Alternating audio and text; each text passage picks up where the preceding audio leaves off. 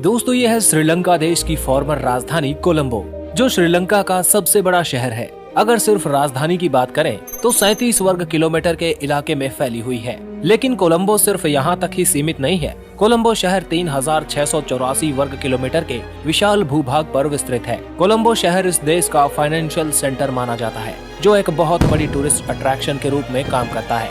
ये शहर श्रीलंका के वेस्टर्न प्रोविंस में समुद्र किनारे बसा हुआ है, जहां पूरे मेट्रोपॉलिटन इलाके की जनसंख्या 5.6 मिलियन के आसपास है। अगर सिर्फ राजधानी की बात करें तो 7,52,000 के आसपास लोग रहते हैं।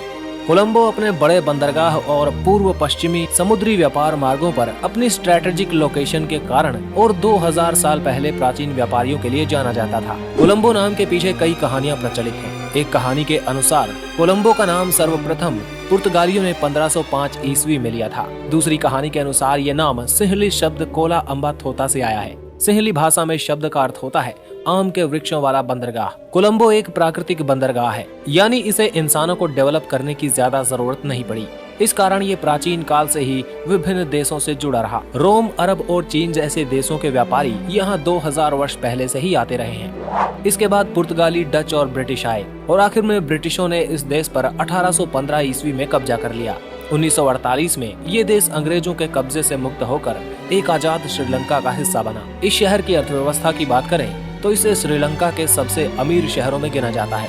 श्रीलंका की बड़ी बड़ी कंपनियां और कॉरपोरेशन इसी शहर में मौजूद हैं। यहाँ के इंडस्ट्रीज में chemical, textile, glass, cement, leather goods, furniture और ज्वेलरी शामिल हैं, जो यहाँ सबसे ज्यादा मैन्युफैक्चर किए जाते हैं। साथ ही इन इंडस्ट्रीज में हजारों लोगों को रोजगार भी मिलता है। शहर के बीच में एक वर्ल्ड ट्रेड सेंटर और एक 40 मंजिला ट्विन टावर मौजूद है, जहां शहर के इम्पोर्टेंट कमर्शियल सेंटर्स मौजूद हैं। जीडीपी की बात करें तो Colombo metropolitan area 122 billion dollar की जीडीपी रखता है, जो पूरे श्रीलंका की जीडीपी का 40% है। इस शहर को श्रीलंका की इकोनॉमिक रीढ़ कहा जाता है। इस इलाके में पर कैपिटा इनकम लगभग $8,600 प्रति व्यक्ति है। साथ ही परचेजिंग पावर पर कैपिटा $25,000 से ज्यादा है, जो साउथ एशिया के सबसे प्रॉस्परस शहरों में गिना जाता है। इंफ्रास्ट्रक्चर की बात करें तो यहाँ बड़ी कंपनियों की सुविधा के लिए फ्यूल से लेकर खाना, पानी, ईंधन और इंटरनेट जैसी सुविधाएं उपलब्ध हैं। हार्बर पोर्ट यहाँ के सबसे बिजिएस्ट पोर्ट्स में से एक है।